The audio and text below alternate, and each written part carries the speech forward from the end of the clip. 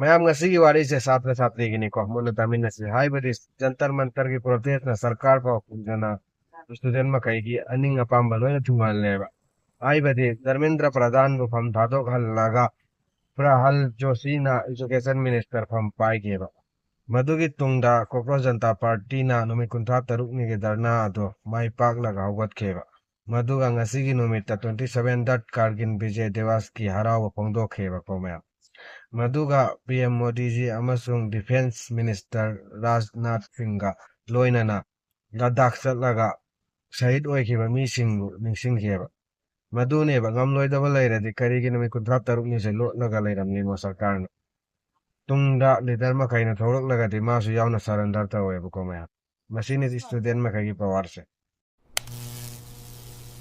हम कॉकरोच हैं भाई। हम जो भी किचन में घुसते हैं पूरा साफ कर देते हैं। कॉकरोच को छोटा कीड़ा मत समझना। कॉकरोच जो करता है वो कोई नेता नहीं कर सकता। Best of luck. Make sure to like this video and subscribe to my channel. See you in the next one.